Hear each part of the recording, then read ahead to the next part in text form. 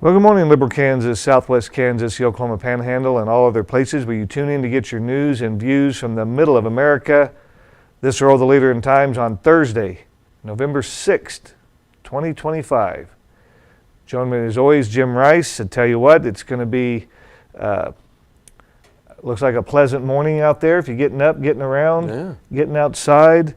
I think you'll find it to be a pretty nice day.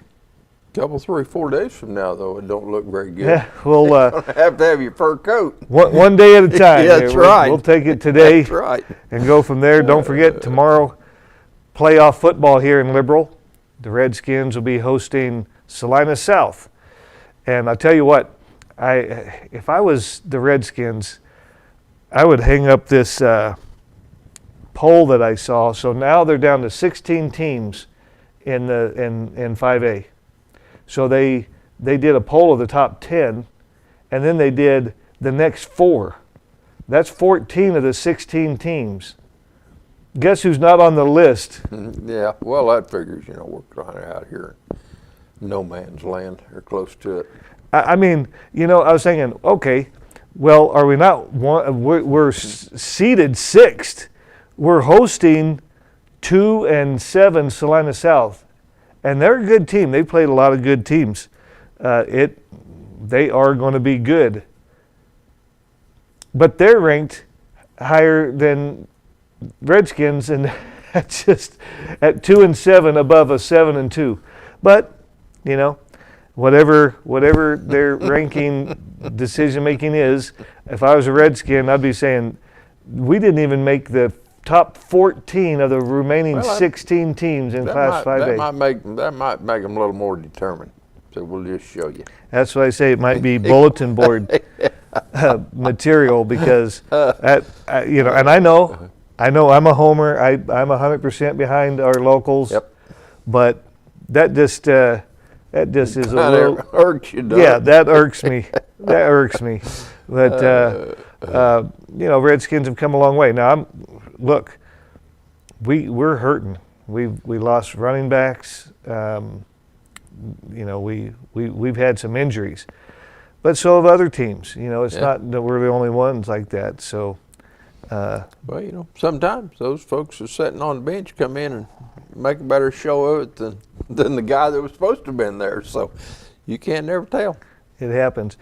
Yesterday we had on 2 special guests here. We had Tom Willis, the CEO of Conestoga, and we had Nick Hatcher, the chairman of the board of Conestoga. Yep. And they visited with us a little bit, so maybe you didn't get a chance to tune in yesterday, or maybe you missed it, but I'm going to play a clip of what they said. So remember, a couple of things before we play the clip. They are paying taxes. They are not getting by at zero while they're doing this. To keep their complaint alive, they have to pay the highest rate right now. And so they're paying, Nick said, $3.2 or $3.4 million a year in taxes. How'd you like to get that tax bill in your mailbox? And I think you'll hear Tom Willis talk about that they've paid over like $24 million in taxes. So they're not getting by on 0 taxes. They're paying the highest rate right now. And if there's some of that, they may get some. They're not going to get all of that back. They might get some of that back. That's what we're talking about, is a refund. But just so you know, it's not trying to figure out what their taxes will be. It's they're already paying the taxes. Have they been overpaying? And if they've been overpaying, how much should they get back? That's what we're talking about. So I just want you to listen to what they had to say on not just what they're paying, but how they would handle paying, working with the county moving forward. We feel like there was an interpretation one direction, and we felt like our interpretation was completely different. And thank goodness we're able to do that in our country, is have disagreements and be able to come back together and figure out what the right methodology or what the right number could be. And I want to emphasize something along what Nick said. We want to pay our fair share. We have paid our fair share, almost $24 million in taxes up to now. We will continue to pay our fair share. But I don't think we're unique. Nobody wants to pay a penny more than what they have to. And when it's all said and done, court comes down and says, this is what you pay, that's what we're going to pay. And I don't want to say happy to do it, but we understand we have a responsibility to the county. The county's been very good to us along jobs, direct jobs in this county that we produce is somewhere around 75. But that's not the miracle in this. It's the indirect jobs. It's the 300 or 400 other people that one layer down that support our plant, that do maintenance on our plant, the truck drivers that bring us the corn in. Now this year being an exception, so I got to be careful what I say here, but if you look over the last 18 years, we've taken the corn basis and the milo basis up 25, 30 cents for our local producers. Maybe that's an extra tractor they're able to buy. Or this year, maybe they're actually able to pay their bills. Make a payment. Yeah, make a payment. But I'm sure Jim, who's in ag over there, you wouldn't need an extra 25, 30 cents. Well, you'll take whatever you can get, and that would be appreciated, especially with market prices the way they are today.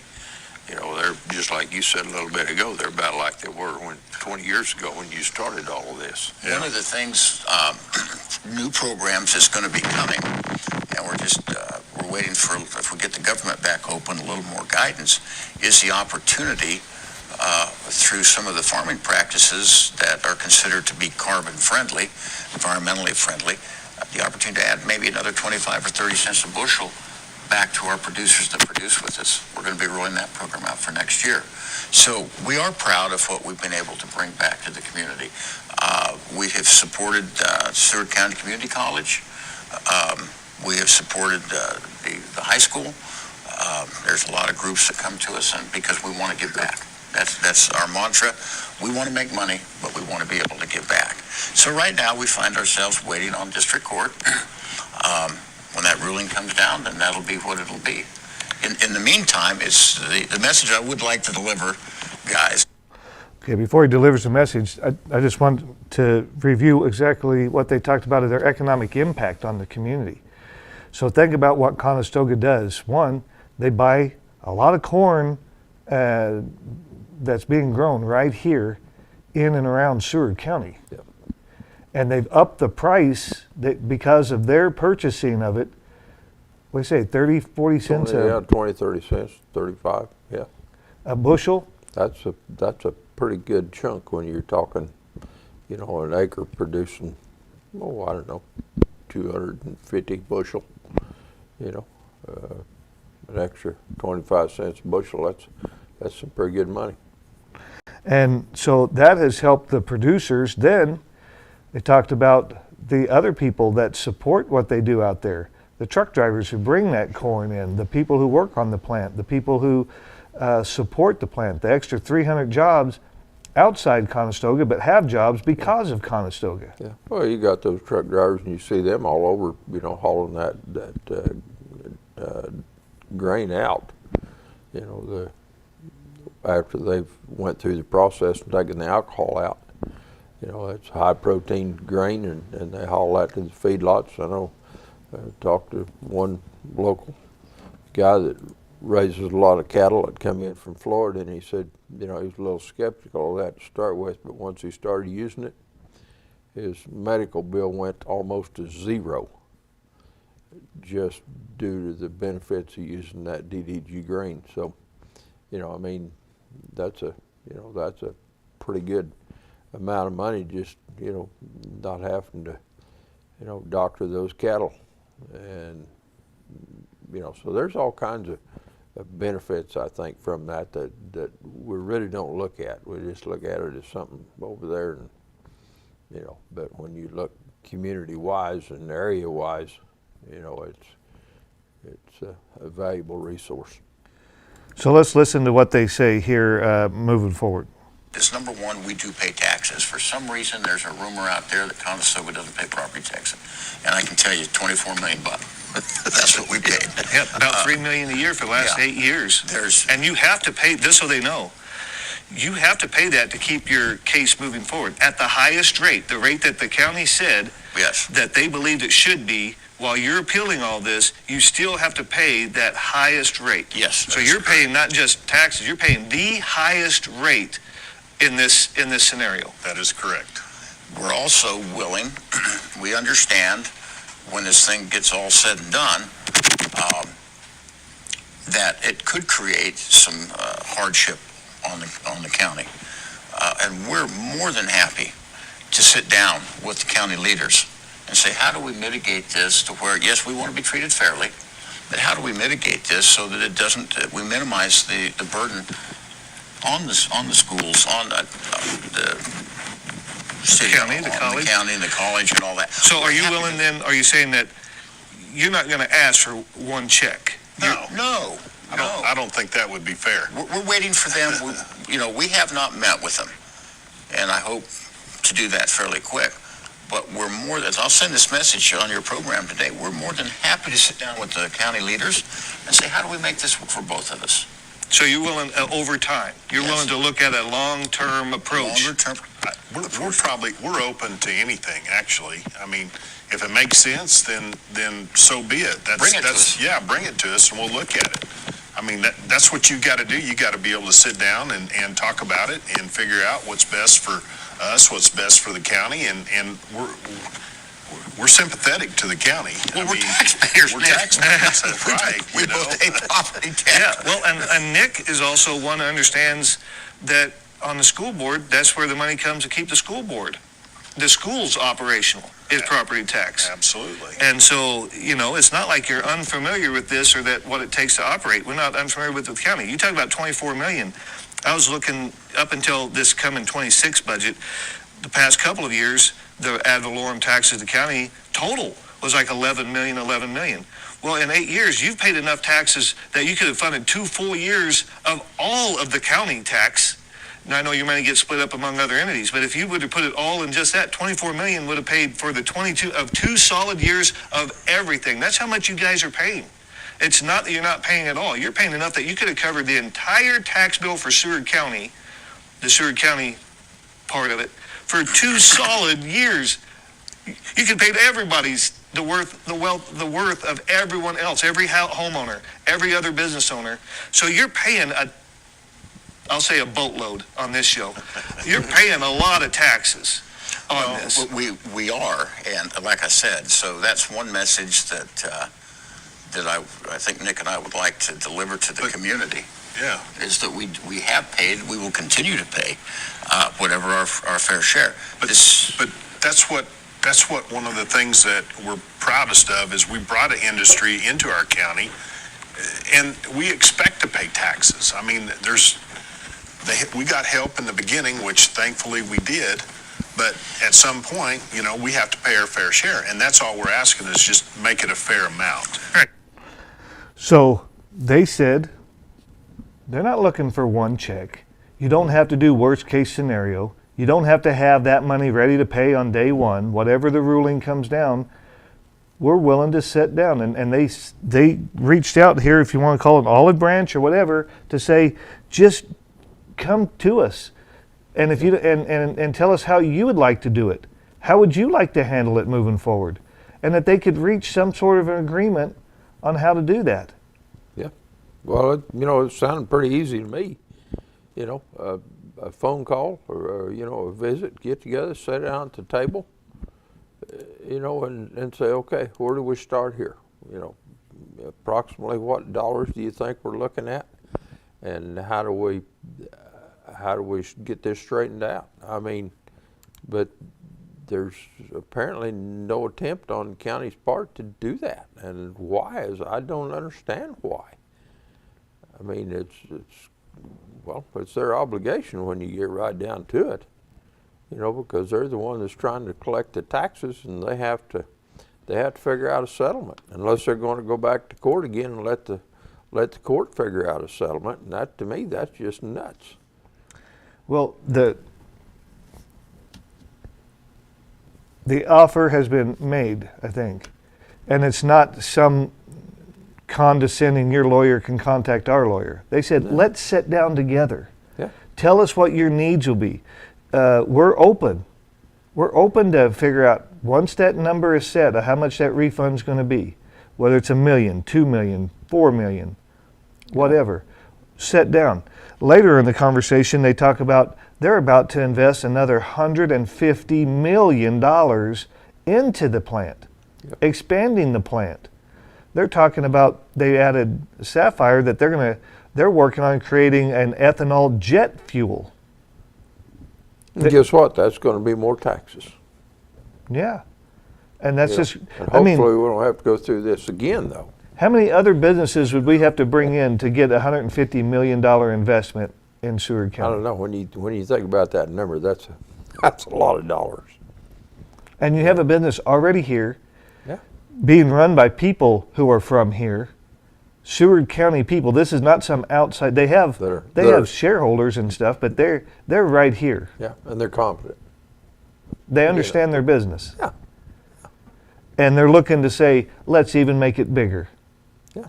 I mean, what else do you want of someone that you would work with to make something good happen? It's happening. Yeah. They're already doing it. Yeah. And Have been for 20 years. yeah, 20 years. And like I mentioned when we were doing the show with them yesterday, I was at that meeting across the street over here at the depot when a guy came in and said, "You guys ever hear of ethanol?" I kind of explained how it could work. If they knew Oliver Brown they had. Yeah. And Nick Hatcher was there. Yeah.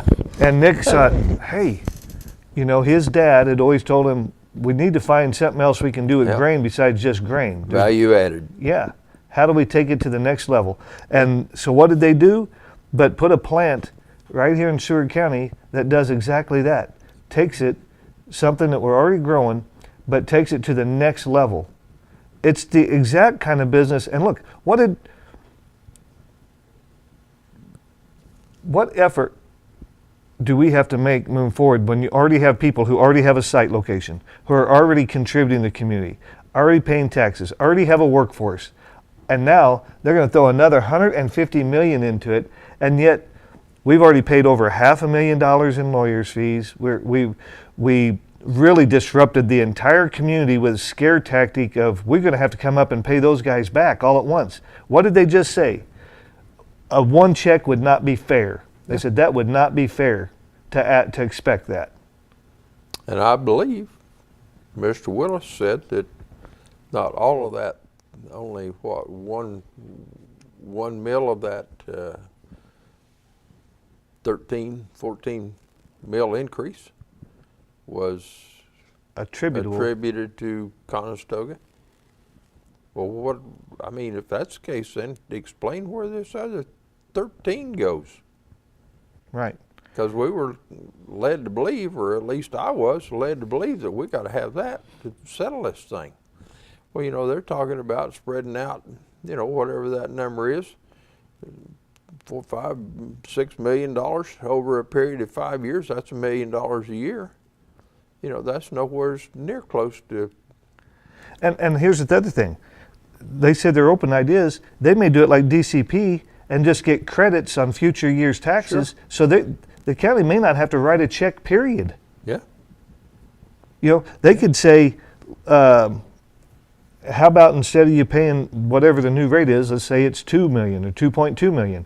How about you just pay $1.2 million and we credit you $1 million for what you've already paid in advance? Yeah. There's $5 you know. million right there over a 5-year period. Yeah. Yeah. So, you know, they just have to be willing to sit down and talk about different options. That Nick said, we're open. Yeah. We'll look at, you know, Sure. come tell us your ideas. What is wrong with that? Well, there isn't a thing in the world wrong with that. And it kind of ticks you off to think that, you know, there's a stalemate, that they will not talk to anybody or about anything on this, and it would be so easy to resolve. It sounds to me like, you know, I mean, you know, a former commission got together on a similar thing with DCP and figured that out, and it was, you know, a partial payment and a reduction for a period of, I don't know, 4 or 5 years, whatever it was. you know, but we worked it out, and we certainly didn't have a $500,000 plus attorney fee, and that's only growing every day. You know, so who's not willing to sit down and figure this out and talk to those guys? And so Steve is asking, I'm curious how the county will spend this. I'm sure it'll be more fiction than fact. I don't know how they'll spend it, but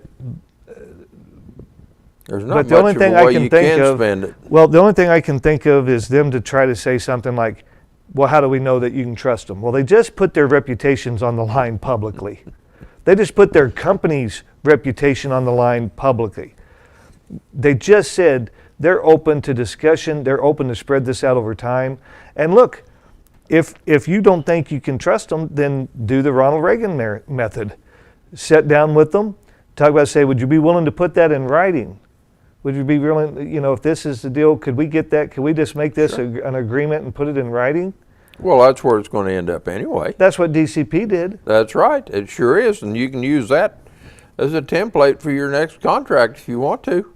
I mean, it'd be plumb easy. Change the dates and the names and the numbers, and you know, proceed. I don't know how hard it is, but the reluctance and the refusal to do nothing. Talk about a do nothing Congress. We've got a do nothing county commission, as I see it, and that's, you know, that's kind of hard for me to say because he used to be over there. But dang it, guys, come on, just go visit with them, sit down and talk, and maybe you can't work out anything. What do you think about a work session?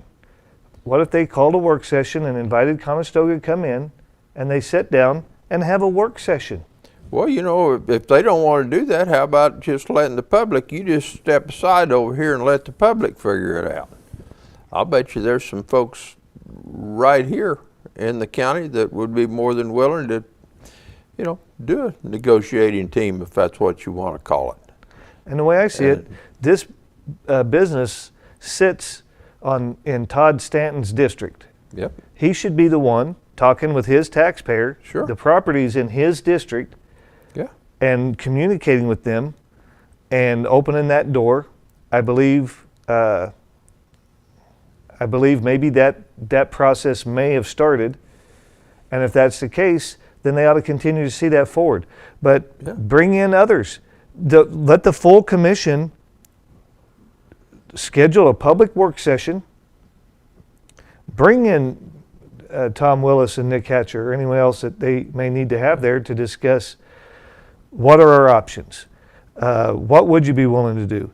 Now, the commission ought to be talking with their lawyers saying, what would be a favorable, not just that we tax our people to oblivion, that's obviously didn't go over. The people don't want to solve this that way.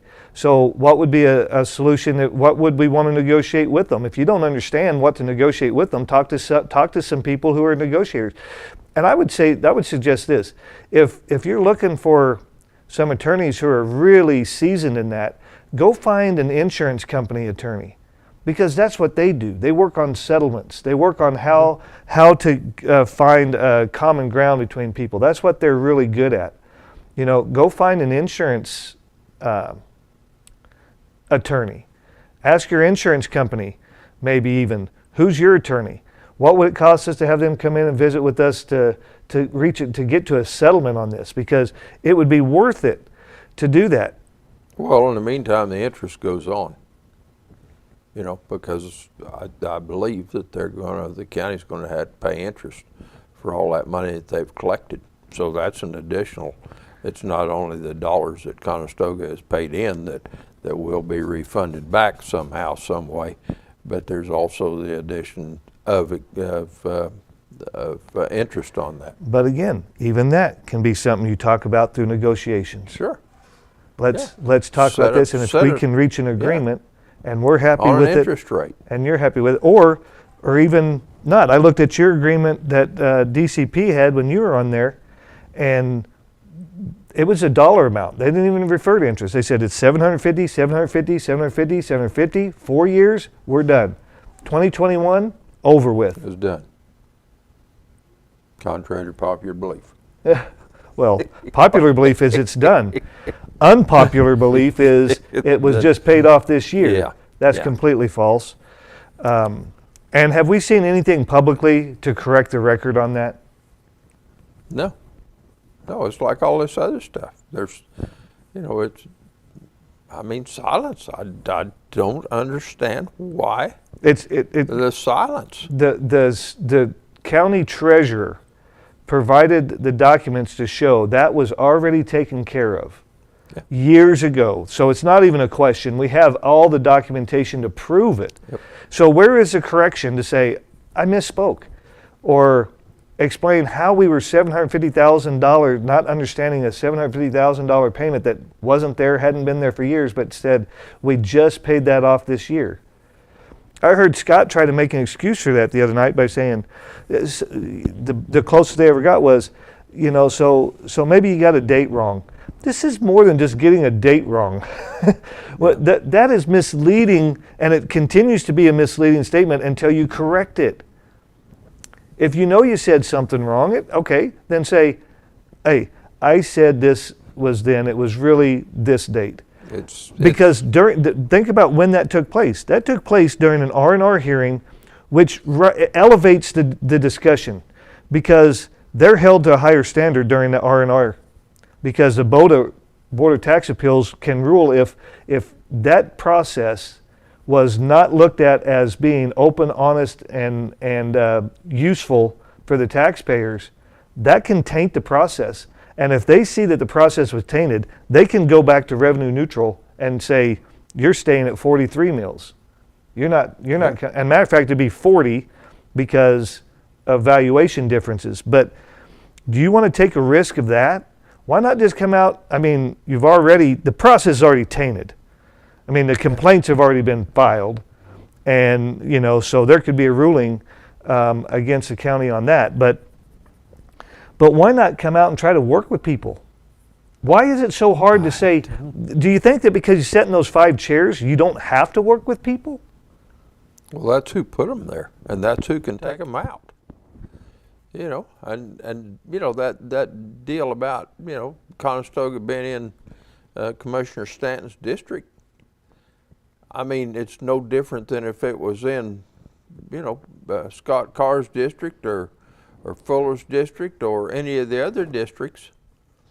Those are your constituents in that district, in addition to all the rest of the place. I never did look at it like I just represented my district, but when you vote, it affects everybody, the entire county, all 5 districts.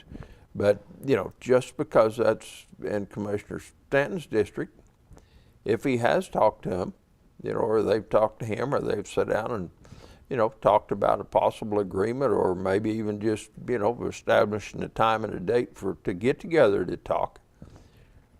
Those are, I see that as not having any problem of bringing that to your other 4 fellow commissioners and saying, these guys want to talk, and here's kind of what they've laid out. And you need to seriously consider that. That's how ideas come to that board, is 1 or 2 individuals, maybe.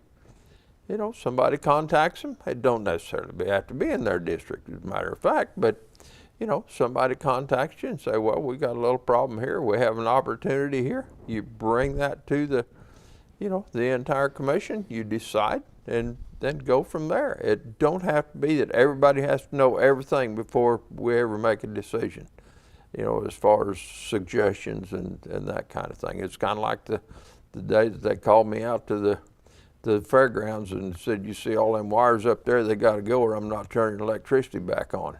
And I said, I can't tell you that'll happen, but I can take it to the commission and see what they say. I said, well, okay, we'll trust you and trust them that they do the right thing, and so they turned the electric back on. And the next meeting or sooner, I went to my other 4 commissioners and said, guys, here's the deal. We need to clean that up out there.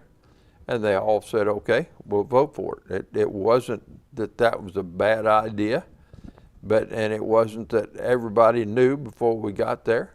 I had been asked that and told that, and I relayed the message. So this stuff about, well, you know, you got to meet with the whole board, that isn't true. To bring a new idea, you're not there that everybody has to agree before you ever consider anything. And, you know, I just don't understand that, you know. But here's something, I was kind of looking through some stuff here for, you know, there's a lot of talk of this morning about, you know, folks in New York and how this electing this communist is going to affect different things. And then I want to come back to, you know, here locally. But anyway, this is an article out of the Gateway Pundit, and said the exodus from New York City has already begun. Within minutes of his mayoral win, dozens of parents in New York City began unenrolling their kids in New York City public schools, with plans to flee the city for other locations such as Connecticut. Since the results of Tuesday's election came in, school placement consultant Christopher Rim told the Post he's had no less than 23 clients reach out to him. They're looking to relocate, and they want his help getting their kids into elite private high schools and middle schools in other states. Within the first 30 minutes of the AP announcing that Mamdani victory, I got 3 messages from families looking to move. Others sought his assistance months ago. So, you know, that's by just electing a mayor. So anyway, last night I had a text from a local realtor wanting to know if I'd be interested in the property, and anyway, we got to talking back and forth, texting back and forth, and so I said, you know, one of my texts, and here's what I said. I said, do you think that the county commission's tax mess has slowed the sale of homes? Guess what they said? Yes, I do, for sure. Well, So, you know, it's affecting that. and I just want to say that I'm not asking the county to do anything that I wasn't willing to do myself. When I first became publisher, I found out, you know, sometimes people get crossways and you don't know why. And so when I came in, one of the businesses that somehow wasn't really happy with the paper at that time was Hay Rice and Jay Hay. And so I called and I asked Jay, he said, well, I have some concerns. I said, well, can I come visit with you about them? He said, yeah. So I went out to his office and he explained to me some things he was concerned about. And I said, well, I'm the new guy. I'm just getting here. I've been here, been at the paper for years, but I'm just now the publisher. I said, so would you do me a favor? Watch the paper for the next few weeks for me and tell me if we address the things that you have concerns about. And he said, yeah, I'll do that. And so I took into account what his concerns were. I came back, I looked and see what we were doing, saw where maybe we can do it better. And in a few weeks, I called him up and I said, Mr. Hay, have you been able to watch the paper? Yeah, I have. I've been watching the paper. I said, can you give me any input? He said, you know, I'm really happy with what you're doing. I really see that you've taken into account what we talked about, and I appreciate it. I said, okay, well, if you ever have any concerns, you let me know. Well, it wasn't much longer after that I got a call that Jay Hay was working on a fundraising project, and he was putting a group together up at the senior center to come talk about it, and he invited me to come.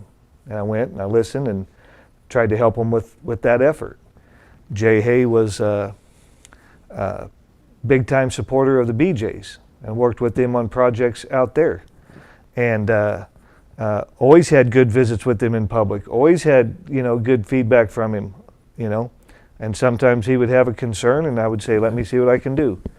But I just inherited whatever it was. When you start something, you can say it was the previous guys, but what you say is you go talk to those that had problems. You just go and say, okay, tell me what you didn't like. Tell me what it was that you felt like set you off. But all of that happened because of a discussion, you know. And here we have none. And that's what I'm saying. I don't I'm think not anyway. asking them to do something that I haven't done or wouldn't be willing to do myself. I'd be glad to sit in the middle. I mean, if we can have a conversation, and Tammy knows it, there was a time in the past where we had a principal at a school and parents that had an issue. It was a prom thing. We were on Fox News about it. That's how big that thing got.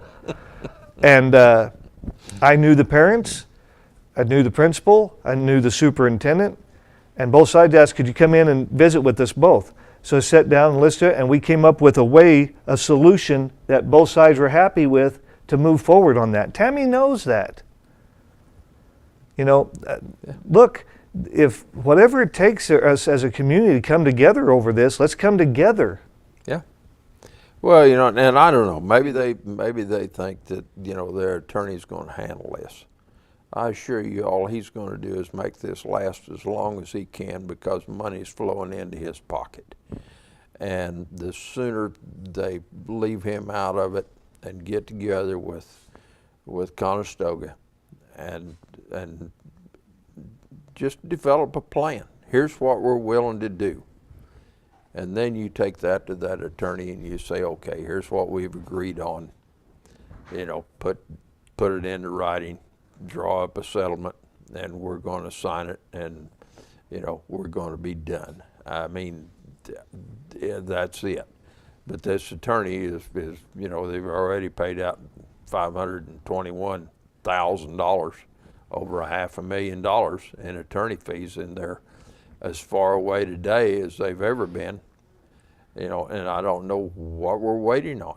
And that's just for 3 years. That's not, you know, that's only, what, 16, 17, and 18? No, 18, 19, and 20. 18, 19, 20, okay.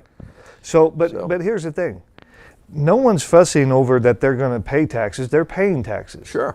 We're just saying, what's the rate? And if the rate isn't what the county thought it should be, they'll get some of it back. Yeah. And they're willing, and this is why you don't bow up and try to strong arm people, is for the taxpayer's best interest, it would be to spread that out. Yeah. And so why wouldn't you say, hey fellas, let's just come down and sit down and talk about options here. If there is a payback, and there's going to be a payback, then let's discuss the process on that. And let's have that framework already in place until we get that number. And the county's not hurting until they get the number because they're still getting the taxes from them. Sure.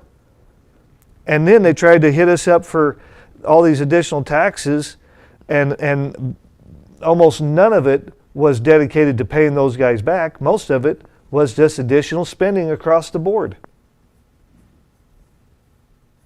But They even admitted, and I differ with their math, they said 5 mills. I say it's 2 mills because they're trying to take credit for the previous, not previous contributions. No, I'm not dumb enough to know that, guys. I know that it's another $1.5 million, but with the original 43 mills, you could have made that $1 million contribution back into that fund. You only added $500,000 to make it $1.5 million additional. So, and yeah, I know it's 2.5 in the bank for that, but you don't get credit. The first 43 mills took care of the new 43 mills for this coming year took care of $1 million. The additional 14.8 mills can only be attributed to the 500,000. Increase and increase. Increase and increase. That's what you look at. They're trying to get you to look at, no, the total all coming out of just that. No, you don't get to do that. You don't get to play math like that. Let's just get the math out there. But you didn't even really need to do any of that if you'd have just said, hey, at some point there's going to be a payback. What are you guys willing to do? And can we get some kind of an agreement on how we'll handle that when we do get to that? Why is that? And then to say, well, how can we trust them? Or how do we know we can believe them? Because they just put their public reputations on the line. Well, I mean, I think that feeling might go both ways. You know, from what I've seen, and I don't know about you folks out there watching, but how much trust and faith do you put in the current county commission? You know, I mean, gosh, and when it's crickets, and you know, Well, you know, they set aside, here's something to think about. They set aside, I don't know, $500,000 in the past couple of years. This year, I think, what, $1 million? No, For the- so if you look at their budgets, they claimed that it was 500,000, but that's not what their own budget shows. Their own budget shows $1 million last year, and then this year $1.5 million Okay. more. All So it'd be $2.5 million total. Okay. But look, with 43 mills last year, they put away $1 million. So if they would have left the budget at 43 mills this year, they could have still put away another $1 million and kept the budget. If they hadn't have paid that lawyer $500,000, they could have used that money to fund that too. Yeah, well, now they're paying lawyers for other court cases and all kinds Yeah. of things. But Yeah. But so the first 43 last year paid $1 million. The first 43 this year pays another $1 million. The additional $14.8 million, how much of that went to the additional, which is 1.5. So you can say the additional only took care of the 500,000, which is just barely under 2 mills. So that means of 14.8 mills, basically 13 mills went to other spending that has nothing to do with the case. Nothing to do with the case. And that's why the public's where they're at. Now, maybe they'll have some chances to address that. You know, we'll see. But we got to see what BOTA says too. But why not sit down with these guys? Why not schedule? You want to hold them accountable? Schedule a work session. Have all 5 commissioners there. Ask whatever questions of them you want. Propose any kind of a deal you think would work. You know, they're willing. Yeah. You can start out with 100% of what you want and go from there, but just sit down and talk. And I mean, gosh. Another thing that realtor told me last night, that their home insurance had gone up $1,000. Well, I think when all this started, I heard the number of, $100,000. $100,000 house that would go up $100. Are you saying their insurance or their taxes? No, the taxes. Okay, so their So- taxes went up 1,000. Yeah. So if that's the case, they're living in $1 million house. And I don't think that's true. Well, You know, so anyway, you can take that for what it's worth, but you can look at your own when it comes. But no, $1,000 does not mean you're living in $1 million house, because I'm paying well over that, and I don't Yeah. have $1 million house. well, I was just thinking, you know, the $100 and take that times 10, that's $1,000.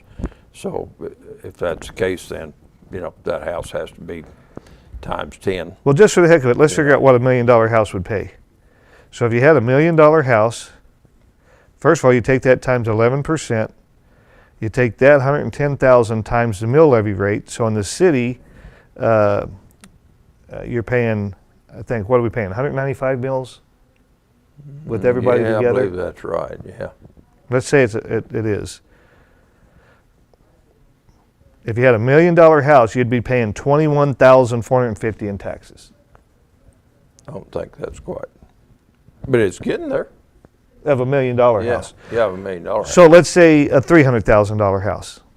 $300,000 house times 11% is $33,000 times 0.195, the mill rate.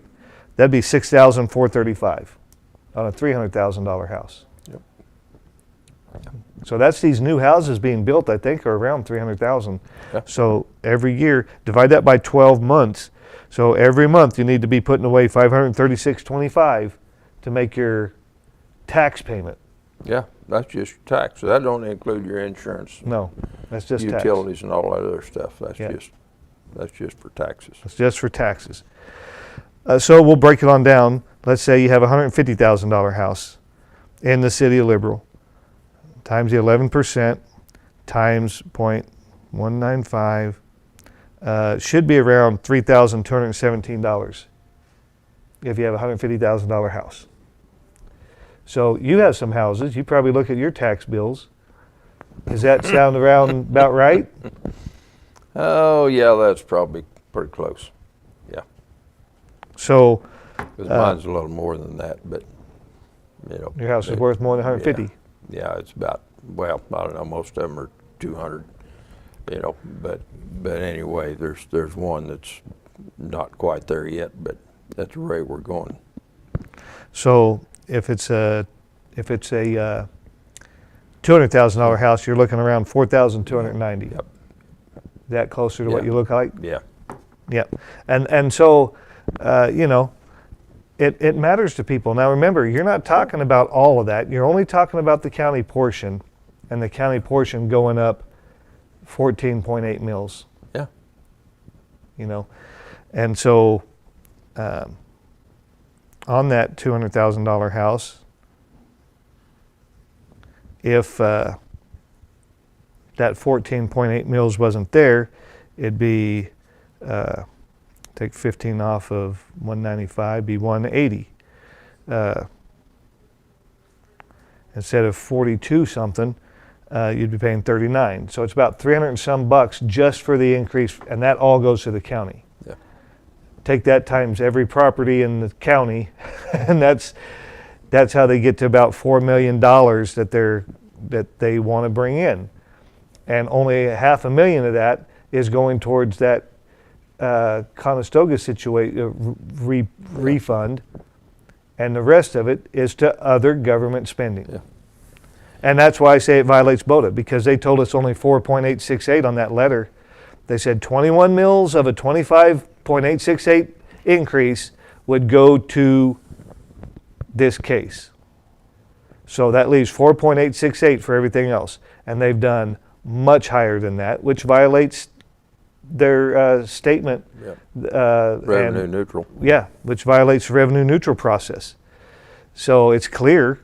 I mean, it's not even close. They even admitted it Monday, because in their own math, they said of the 14.8, that 5 is going towards that. Well, that's still 9 that's going to other things, and you said 4.868. So you about doubled everything else, even in your math, which I don't accept, but let's say, but for the sake of argument, let's accept their math. Even their own math says that they violated R&R. So, you know, it's not going to be hard to share that. But I'm just happy that we have good community partners in business like what these guys are at Conestoga. Well, at least they came and talked to us. Nick serves as a school board member. Yep. He's been a youth coach. I've seen him coach his his boys over the years, and he's still engaged in the community to do things, you know, and help other teams and help other people. I see the Conestoga logo on all kinds of things because they donate to all kinds of things. You bet. Like they said, they live here. This is home. They want this to be the best place it can be. Yeah. Well, that's part of, you know, what industry tries to do, or should anyway. And I can't say every industry does that, especially those that have absentee ownership. Yeah. Yeah. But this isn't absentee ownership. This is in your backyard ownership. That's right. Both those guys here yesterday lived right here. Yeah. And give Tom Willis, I mean, that guy, he drives and flies, and he's all over the country trying to, you know, market what we're doing right here in Southwest Kansas. Well, he tried to sell you some CO2. Yeah. You know, I mean, he's on it. If I was part of the theater, I would have asked him, how did we do that? There's a company called, I think it's New CO2, NU-CO2, and that's, I think, who we bought it from. But it comes in a semi, and they pull up and they hook a pipe up. We had a spigot, and they hook that up and they squirt that air, and you have a big tank inside. Tank. And then that's what goes into every soda pop that, you know, when you're doing that, that's how that works. And I guarantee you, every restaurant in town has a little spigot Has one of somewhere, those, or yeah. they buy it in canisters. But we had a spigot down there. Yeah. And at the theater when I owned it, when me and Rick and another buddy of mine, Bill, when we owned it, that's how you did the CO2. But if I'd have known there'd have been a local source option, I would have said, hey, There you go. can you guys bring it over and plug in and shoot me some CO2? Maybe they could run you a pipeline over here. Well, it might not be too late. Mitchell might still be able to do that. Yeah, I'm going to have to get a hold of Mitchell and say, hey, if you're looking for a CO2 supplier, Conestoga might be it. Got one right here close to home. Yeah. They talked about being, did you hear their commitment to environmental issues? Yeah. I mean, Well, I don't know. the smallest carbon footprint they talked about, and one of the largest in the country. 2 billion, did he say 2 billion gallons or something like that? That's a lot of I think ethanol. that's right. I think that's right, yeah. So think about in your tank that, E10, that would mean 10% of what you're putting in your car. So if you put in 10 gallons, you put in 1 gallon of ethanol. Yep. Well, we were talking yesterday about, how that has cleaned up the environment, especially, in Denver, and they mentioned Denver, and I was thinking about that when they were talking about that, because there used to be a yellow cloud hanging over Denver. I mean, gosh, you could barely see the mountain range to the west, and once they started using that, I think when they first began that, they used it, I think, just maybe in the winter time, and then, as they seen the results of it, well, then they started using it year round. But that made a world of difference in the environment and the clean air, and when you can see a clear view of the mountain range from the east side of Denver, that's pretty neat. It's nothing like it used to be. And there's other places exactly like that. That smog, in California. I remember my grandparents lived in California, and we used to go there, and they always talked about the smog. That was just car exhaust mainly. But today, you don't hear anybody talk about smog anymore. Well, we're just getting some breaking news about Nancy Pelosi and her political future. What did she just decide? We're going to bring that to you right after this. Our loved ones leave an impression on us, and it's important to make sure their lasting impression honors the life they led. Since 1956, the Jones family has been providing lasting legacies to the lives of our loved ones, and that torch has now been passed to the Creekmore family. The commitment to compassion continues by offering the largest inventory in stock in the region with in-house custom craftsmanship that makes sure each piece is as unique as the life it represents. With a combined 82 years of experience and professional designers on staff, Jones Monument continues to provide affordable pricing and convenient turnaround times. They are ready to serve you from 9:30 to 5 Monday through Friday and 9:30 to noon on Saturday. Yes, our loved ones may have passed, but the memorial left behind stands as a testament to our never-ending love. The staff at Jones Monument understands that, and that's why providing monuments is more than a sideline at Jones Monument. That's all they do. Visit Jones Monument when you're ready to make an impression beyond a lifetime.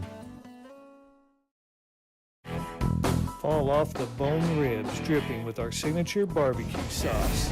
Tender pulled pork and brisket smoked to perfection. All served with family recipe home-style sides. It's all waiting for you at the Brick House Barbecue and Brew. Open 7 days a week, your barbecue appetite can be satisfied anytime for lunch or dinner. Brick House serves full dinners, combos, sandwiches, and take-home packs.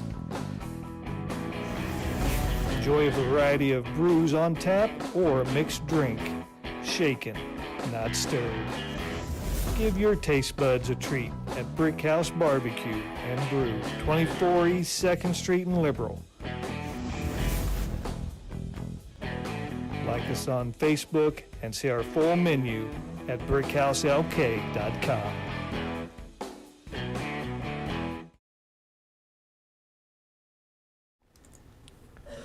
So in the words of Jake Tapper after Trump lost to Biden, he said, "The long national nightmare is over." Of course, he stole that line that was made by Gerald Ford after Nixon resigned. But Tapper used that for political purposes. Well, I think a lot of people in the country today will say the long national nightmare is over because Nancy Pelosi has announced that she will not seek re-election next year after her current term is over. What do you think of Nancy Pelosi, who's been in Congress about as long as I've been alive, I don't know a Congress that didn't have a Nancy Pelosi in it, that she's not going to be in the next one. Well, I mean, she's what, 85 or something like that? You know, but I mean, you know, retirement age is around 70. You know, she's long past due. A lot of way with a lot of those others. You know, Mitch McConnell. You know, and there's some others been up there for 40 years. You know, and 4 would have been a plenty. And I don't care what party you're talking about. You know, you go up there and serve a couple of terms, and then you go home. But you know, well, I don't think she's going to starve to death. I'll say that. I think she's built off of her, I don't know, $75,000, $180,000 a year job. I think she's, you know, probably got enough money to survive on in retirement for a while. Well, and she most recently had an interview where she said Trump was the most grotesque creature she's ever known. Wonder if she'd ever look in the mirror. You know, and you know, you can disagree with someone's politics, but this is the stuff we're talking about. And I was glad someone finally said it yesterday that I've been saying all along, that it's not just Trump. So finally, these Democrats are now that Trump is term limited, they know that they can't just run against Trump anymore. That didn't work out well anyway. But now they're saying, you know, and all the rest and all these others, you know, they will, whoever is, whether it's J.D. Vance or whoever may come out for the next presidential election, you watch and see if they don't, and the media doesn't jump right on that, oh, he's just as bad as Trump, and he is another Trump, and they'll just what's happened in this state when some people didn't like some of the tax policies of Sam Brownback. But I like what Collier has said. Look at you can not like Brownback and some of that stuff, but when they left the state in pretty good shape. Yeah. Yeah, they had a little reserve. And now you're looking at Governor Kelly has been pretty much a neutered governor because the legislature had to overrule her over and over and over to make Kansas move forward. They overrode several of those bills that, you know, she signed, and you know, hopefully. And the people provided a super majority to the Republicans in the state just to counter her. But to get rid of Pelosi or for Pelosi to step down, and she'll be replaced by another far left liberal Democrat. I mean, they're talking about San Francisco. It's not going to change anything there. But, you know, I will say to give Pelosi credit, she kept Democrats in line during her time. Oh, they bet. were rank and file, and you will not vary from the course. Yep. Yeah, that's, you know, that's the difference between the two parties, I think. You know, Republicans, they're kind of, you know, divided on a lot of things. And, you know, they're kind of, I kind of view that as the old, you know, the old Republican Party and the new, the difference between the old one and the MAGA crowd. You know, but the Democrats, they stay united no matter what. You know, and when they get a guy like John Fetterman, you know, he doesn't really last very long. You know, he'll be out at the next election because he hasn't voted every time the way the majority of the Democrats voted. So, well, and I think you talk about Fetterman when he was asked about Pelosi's comments about being the vilest creature that she knows. He said, "Well, I would think Hamas and Al Qaeda. There's a lot of people that are much worse on this planet, and if you think Donald Trump is, you know, the worst thing, and you know maybe you've got some issues, but." Well, they have to say things like that to keep their base strong. You know. But Fetterman, he doesn't really care. I don't know what base he's appealing. I think he's just trying to do. I don't agree with him on a lot of his votes, but he's trying to just decide things on a case-by-case basis. Well, you know, I don't know, but what he might be closer to representing his constituency than the rest of them too. You know, I don't know, but he's came a long way since he was elected. Because I thought, you got to be kidding me! That guy is almost on life support, and they elected him. And I mean, when they elected him, he could barely speak. But boy, he's came a long ways. And you know, sometimes I'm kind of like you. Sometimes I agree with him, and sometimes I don't. But at least, you know, if he believes in something, he'll speak out against the party, and they hate him for that. And this is the disrespect we see across the country, and I don't want to see it come here. If we have some differences, then get together and say, Yeah. well, didn't you disrespect? You called these guys a taxing trio. Well, that was a response to the inability of the commission to listen to the people. Everyone who came up that night and shared said, basically was pleading with them, don't do this. This is too much. You need to adjust this. And they completely disregarded the public. Yeah. Well, look at the backlash it's caused. I mean, now then those folks are digging into things that would have never been looked at before.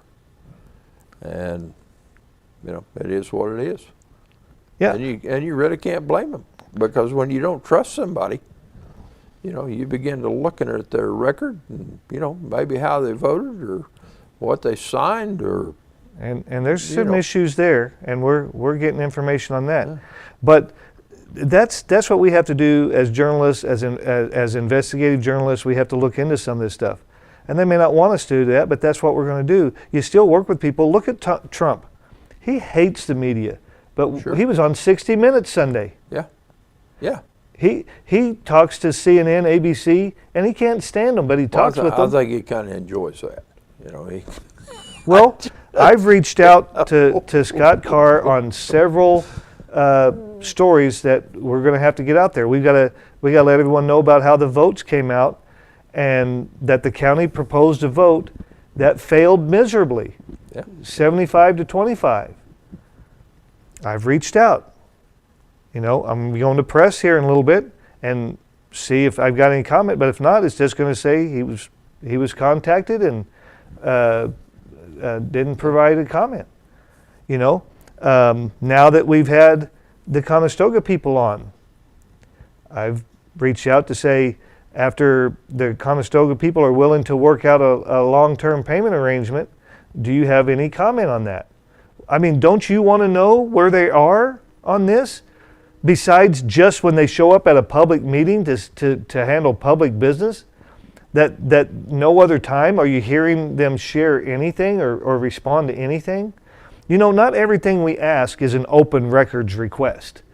A lot of things we ask for are just, hey, can you explain how this process works, or can you tell me, you know, what the schedule on this thing might be? I talked with Stacia out at the election deal the other day, like I've talked to her for decades.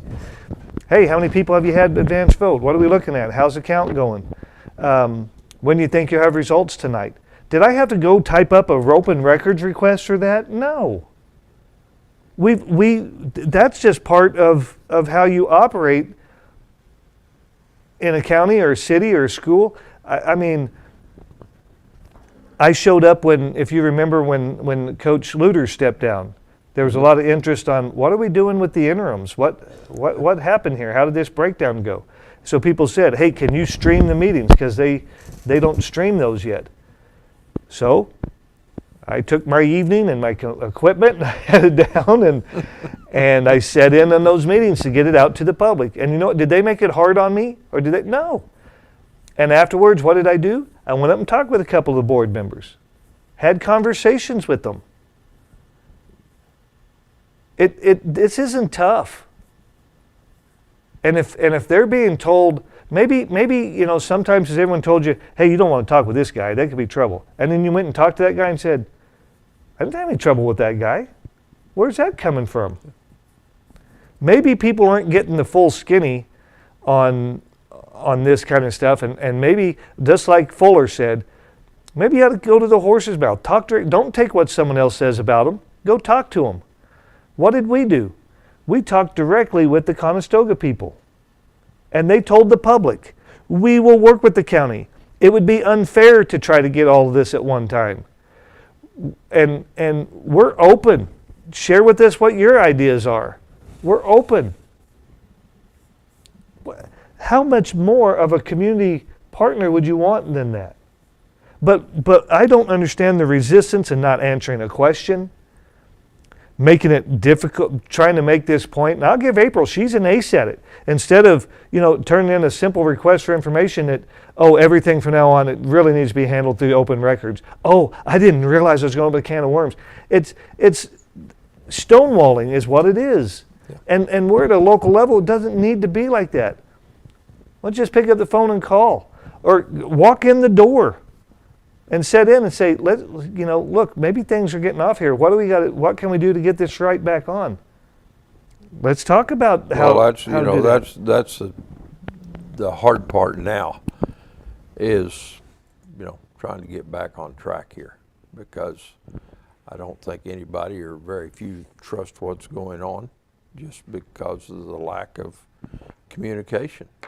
You've sent, the chairman, I don't know how many texts, but, a lot. And it doesn't take long. Last night when I got that text from that realtor, I was about half asleep. I got up and we text for 30 minutes back and forth about various things. But, it don't take but a minute to do that stuff. But if you don't, then it turns into something like what we've got going on right now.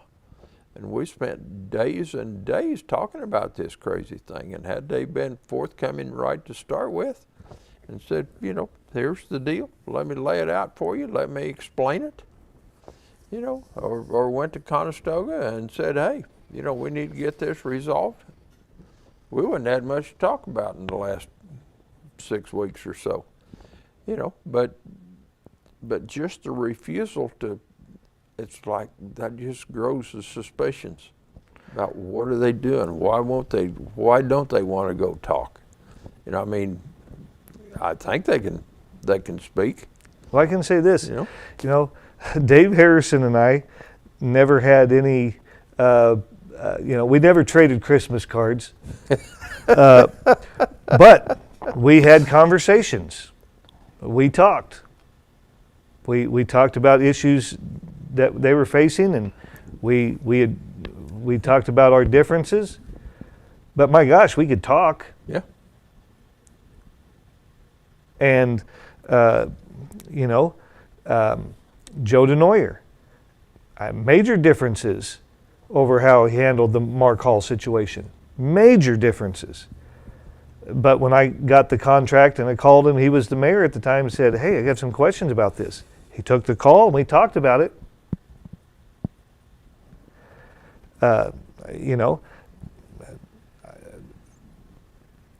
Would I ever vote for those guys again? That's a different story.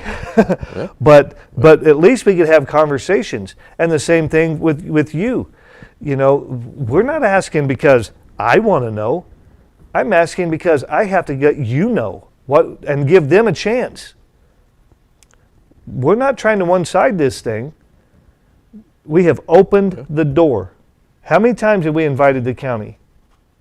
About every day. About every day. And the door is still open. But if you don't want to walk through the door, send a text, send an email. You can word it whatever answer you want to say, and that's what I'll go with. I don't get one thing and say it was something else. You send it, that's how it goes. When you see me quote something, there's no one can say I misquote them, because I got it in writing and I put, this is what they said. Yep. Here it is. Yep.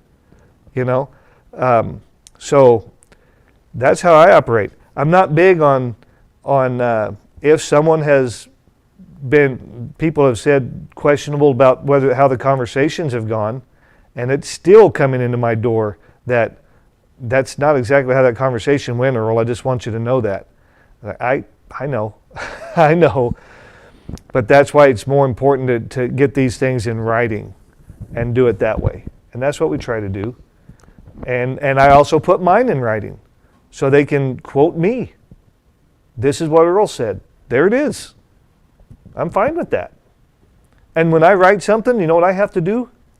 Put my name on it. There you go. And So, I always kind of like to do that, just sign it so they'll know where it comes from. It don't make any difference to what it is. I usually sign it, and, you know, even if it's building a piece of furniture, I'll sign it. yeah. You know, I mean, that's just the way it is. I have a Jim Rice original. That's right. I don't know whether I signed that one or not, but anyway. But I have it. Yeah. Still use it. Yep. So, you know, we just want to make sure that we don't end up like the national level of bringing that home. And besides, you'll have to decide, but all 5 of those people are Republican. All 5, I'll say it, all 5 of those people are Republican that are supposed to believe in representing the people, supposed to believe in communicating with the people, that are supposed to say, we've got to keep the cost of government low.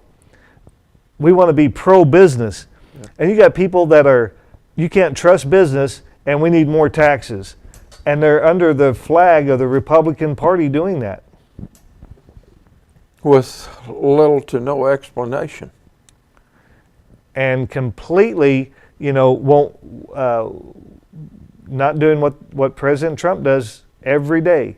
If he's getting on the plane, I'll step out and talk to reporters. I walk down the street, I'm going to talk to the reporters. There should be no doubt in your mind where he stands on about anything that comes up. And whether you agree or not, it's not important. It's that he will go That's and right. share where he's at. Yeah. And Yep. these guys, we live in town together. You know, you'd think you'd be able to pick up the phone and say, you know, this would, or if you say, I really don't want to talk to that guy, then just send an email. Yeah. Earl@liberalfirst.com. Just send an email. Text it. Say, here's my official statement. Da-da-da-da-da. And that's what'll go in. That Well, sales tax failed. So what's the plan? Yeah. How are we going to move forward with the roads? Why do you think it failed?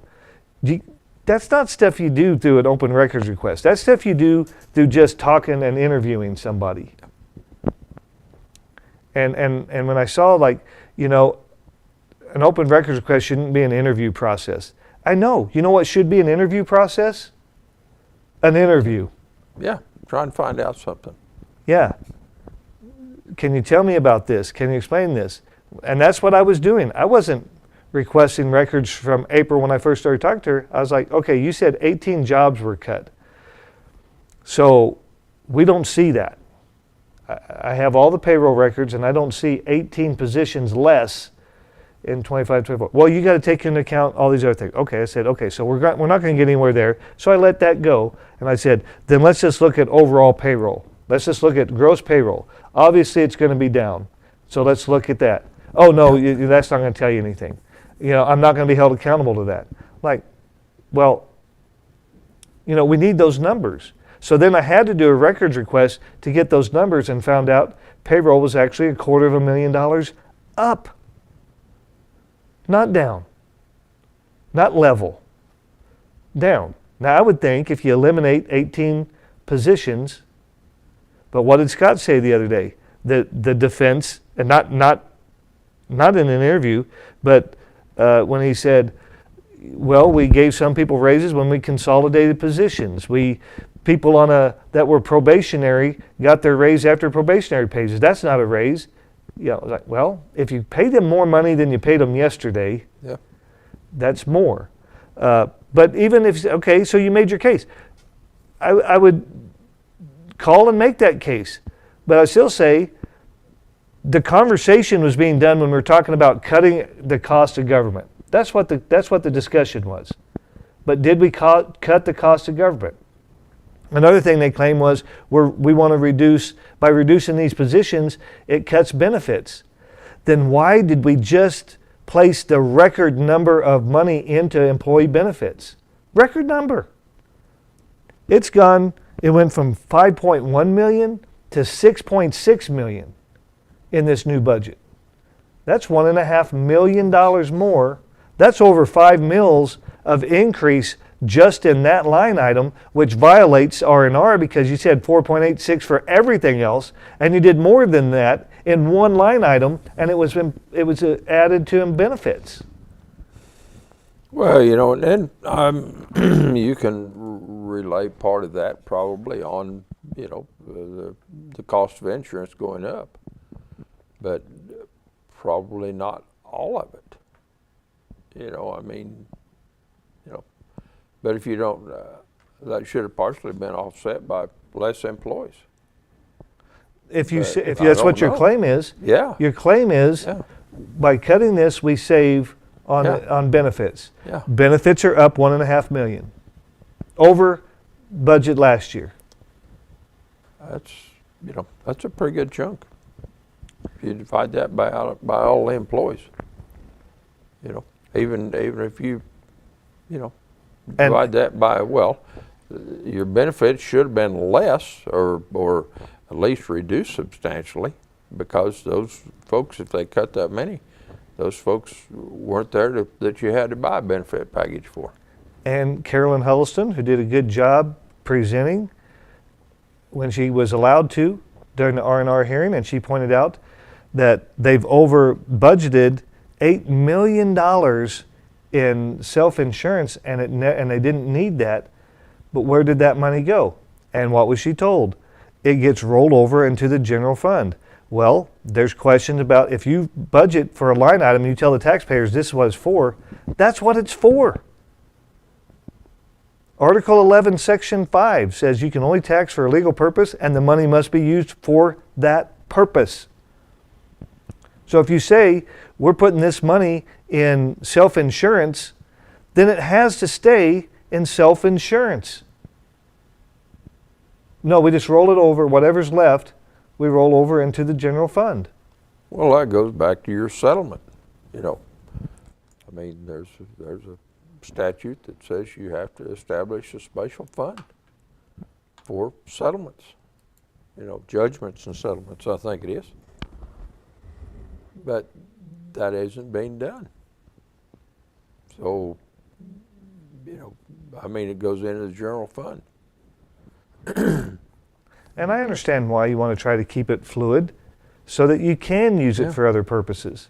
But you've got you got a pending settlement. You don't know what the amount is, but, you know, so you put $1 million in there or two, or, you know, because I assure you there's going to be more of these coming. And we're in the middle of one right now that's just a mess. Well, if you get 2 or 3 of those on your plate, then what are you going to do?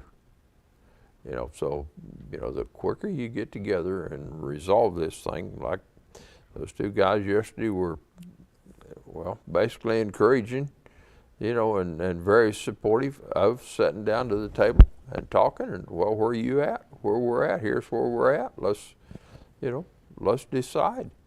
You know, but if they don't do that, and then you get another one or 2, you know, now then you got 2 or 3 on the table. And, you know, gosh, just try to settle one of them, you know, before another one comes. Well, and yeah, so let's look at, it's the biggest companies. I was told that this was a unicorn. Oh, this is a rare case. These kind of cases don't come up very often, and this will be a one-time deal. Well, it just happened a few years ago with DCP. Sure. It's happening now with Conestoga. You know, how long's it been since National Beef's been valued? Yeah. Is it time to relook at that? Because if you compare it to Dodge City's plant, there's a big, big difference Oh, yeah. on how low this one is Yeah. compared to what that one is. Yeah. So is it time to revisit that? And then is that another unicorn? I mean, pretty soon we're going to have a herd of unicorns. Yeah, well, you know, I guess if you like to herd unicorns, well, this is your lucky day. Maybe they're not as uncommon as we think, and there's more coming down the road.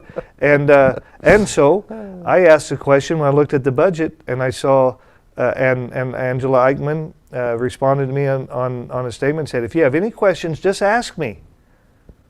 And so I did. I said, hey, I see this additional in your budget this year, which I think is for outside appraisers, what I really think that line is for. Yeah. And so I did what she asked. So at the next commission meeting, that's used as, now they're asking questions of the, ask a question because the appraiser told me to. If you have any questions Yeah. about the budget or anything that we do. But what did we do the other day? You can find it at liberalfirst.com. We ran a story and interviewed Angela on how her office works. How do they determine the value of your home? How does all of that process work? We showed it in print. And was that an open records request? No, that's an interview process. That's how most of the stuff gets handled. You just interview someone. You call them and ask them a question. Well, I think another thing we need to look into was, you know, in that conversation last night with that realtor, it was about protesting your taxes and how you go about that. So I think, you know, we need to kind of look into that, and so everybody understands if you want to do that and you feel you've been, you know, overtaxed. You know, I think maybe tomorrow we put something together and kind of give you an idea about, you know, how that works, where you go, you know, what forms you fill out, and that kind of thing. So, you know, I mean, just trying to keep people informed. Yeah. If you feel like your house got overvalued, just say, hey, I want to pay this in protest. They'll give you the form. You still pay it, but Yeah. they'll give you the form. And the stickiest thing you need to know is your actual like house description, like township, whatever, lot 4, that. But if you look at your tax statement, it's usually on there. So just look at that If statement. not, you can round up your deed and how many folks know where their deed are. Is. Yeah, you can find it. It'll tell you a lot. Yeah. Block, you know. whatever. So yeah, don't be intimidated by the form. Just fill it out, and then I have no doubt Angela will be fair and reasonable at looking at that, and if you guys can work it out, then that's that. If you can't, then you can make your case to the Board of Tax Appeals. That's what they're there for. Yep. And don't forget, the state legislature, and I think they're going to have pressure out the wazoo between the House and Senate this year to get to an agreement and get a constitutional amendment on the ballot next fall that we can vote on and prevent these massive valuation increases, these massive mill levy increases, because I think the law they're working on will put a cap on how much your house value can change in a year and put a dollar cap on local units of government, inflation plus growth. And that's it. And I can tell you, inflation plus growth in Seward County did not equal 14 mills. Not anywhere near. Not anywhere near. So, whatever they come up with, they'll be pressuring them big time. I was contacted by the Kansas Policy Institute. They want to know what's going on in Seward County with this, so I'm going to have to talk to them. They'll take a look into things. Yeah, their research is When they get a hold of something, yeah. you know, it's big time. So Cheryl says, wonder why the commission didn't reach out to them before they made the decision to raise our mill levy so much in 1 year. We're asking, you know, that's why we're here to say why. And even if you didn't, why not do it now? You know, is your reputation or your pride so much that you can't say, look, I'll listen, people are wanting us to talk to them, let's talk to them. Why is that? Well, I just don't get that. You're going to have to do that sooner or later. And if the longer it goes, the worse it's going to be. So get together and sit down and resolve it. You know, I mean, there's no need of waiting any longer than, you know, 10 o'clock this morning to begin to sit down and say, okay, you know, where do we go? And who's telling you not to? Who is saying don't Yeah. negotiate, don't talk, Yeah. don't, whoever that is, I think is giving you some very bad advice, and it certainly isn't That's where for the sure. public's at. The public is saying, go talk to them. Yeah. Go Work it out. If and- you can't, step aside and And let no one somebody else do it. No one is saying go talk to them about the rate. The courts are going to have to decide the rate. But go talk to them about after that. Yeah. Okay, so we know there's going to be a number. How many years can we look at here? What would you be able to do it as a credit? So then we don't even have to tax people to make a payment. We can just give you future credits on what you would have paid. Yeah. Knowing these guys, they would entertain that. It sounded to me like they were willing to at least take a look at it. He said, "Come tell us, come talk to us." I mean, Tom Willis gave his cell phone number out That's right. yesterday. He did. And he said he wants to do that sooner rather than later. They want to have that conversation. Yeah. Well, I think he was probably ready when he left here yesterday, waiting Yeah. for his cell phone to ring. Yeah. I hope it did. And if it did, and you don't, if the county wants, and the sad thing when you talk about whether the county trusts or not, I guess if you don't feel like what you're doing is trustworthy, you just think everybody's operating like that. That's what's sad.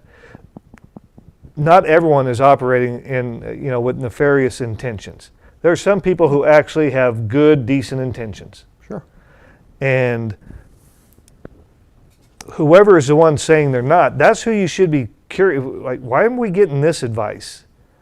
Why are we being told this person isn't someone to talk to? Why are we being told? I was told by someone who said, Earl, when I came on board, I was told, don't talk to Earl. You don't want to deal with Earl. And this is way before any of this. It's like, well, why would that person be saying that? What dealings have we ever had? The only thing I can figure is someone wants control. And they don't want to have anything checked or questioned or second guessed or be held accountable for any of it. And, that's just not going to be reality in public life. I remember years ago when I first got on the county commission, Charlie Hayes was the editor of the Times. And, the word was, oh, you don't go talk to Charlie, boy, you don't say anything to him. He'll write you up and all of that. Well, as time went along, I found there to be no better trustworthy guy working for the newspaper or just a good old honest person than Charlie Hayes. You could say, Charlie, just hang on to this here a little bit until we kind of, come up with a solution or an idea, and he just lays pen down, and then once we got the thing figured out, why, he'd write a story about it. But if you'd have listened to just the general public, oh, don't talk to that guy, boy, sooner or later, that trust would have went both ways, and he would have been, distrusting everything that the commission said. But the way it was, it was kind of a two-lane street, and then it worked out great. But just because somebody tells you, oh, you don't have any right to talk to them, or you don't want to talk to them at all, maybe you ought to just sit down and try that and see, form your own opinion rather than listen to somebody else. And that's kind of the way with this thing here. Just go talk to them. Just get the two sides together, the county commissioners and Conestoga, and you might be amazed what you come up with without an attorney. I agree. And if you look at what Cheryl says here, she says, so it sounds like it's too late for these tax bills coming out this month. Would they be able to either issue refunds for those who already paid their taxes in full or reduce the second half payment? That's an outstanding plan. And I hope that is something that's taken into consideration. That's I can tell you, that's on the table. I hope that's something that the commissioners will consider. And I think that would definitely ease up the public, because the public is still just hot fire about this. Yeah. Well, and that's my biggest fear right there. Once that goes on there, how long is it going to stay on there? Well, it's only a one-time deal. Well, that's easy to say now, but is that really true? Will that really happen? And I just, it's like funding some of these agencies. Once they get their hand in your pocket, you know, it's hard to get it out. And, you know, so I don't know, but this is something that, you know, hopefully we'll get some, you know, some rulings on this thing and get it straightened out. But, you know, will that levy come down? Or, you know, some say, yeah, it's got to come down. Well, that's easy to say, but will it really happen? Will you see that reduction, or will it just kind of filter on, and in 10 years you'll still be paying that plus a little bit more?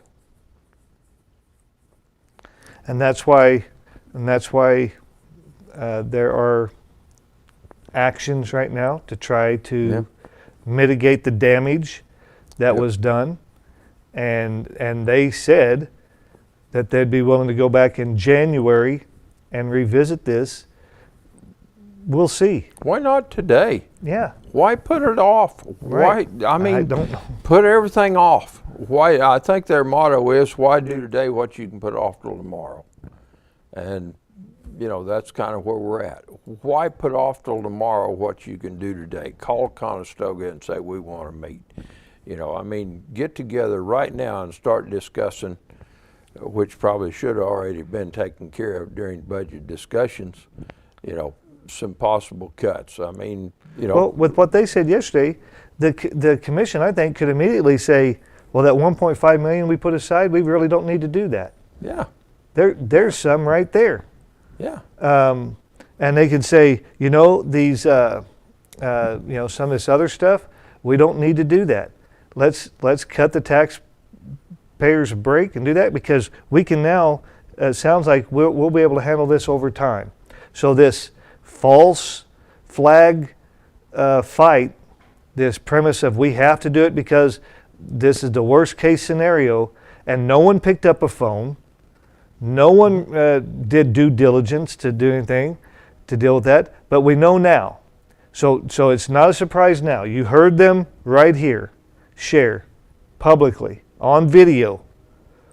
They will work on this over time, and they're willing to entertain any ideas that the county has on how to do we that. can put out that reminder every morning.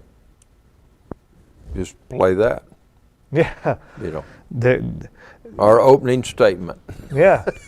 We will work with them. Reach out to us. Let's sit down. Have a work session. Yeah. My gosh. That's how you come to making decisions and resolutions and that kind of thing, is by discussing things. That's an amazing thing, but it works. Yeah. Well, we don't want to leave you without giving you your squeaky clean car wash weather report. Today is going to be sunny with a high near 75. South wind 10 to 14 miles per hour, becoming north in the afternoon. Tonight mostly clear with a low around 39. North-northwest wind 7 to 9 miles per hour. Looking ahead to the rest of the week, Friday night, tomorrow night, football night. Tomorrow's going to be 66 degrees. Saturday 61. Sunday 43. Bottom fell out. Monday 62, Veterans Day Tuesday 72, and Wednesday 70. If you can survive Sunday, you'll be okay. That's good pneumonia weather, right there. Yeah, hot and cold, hot and cold. And that's the news and views you can use on the High Plains, Thursday, November 6, 2025. We'll be back with you tomorrow to head you into the weekend. Until then, this is Roll the Leader in Times with Jen Rice saying, when you live in Liberal, Or Beaver, Oklahoma. there's no place like home. Have a great day, everybody.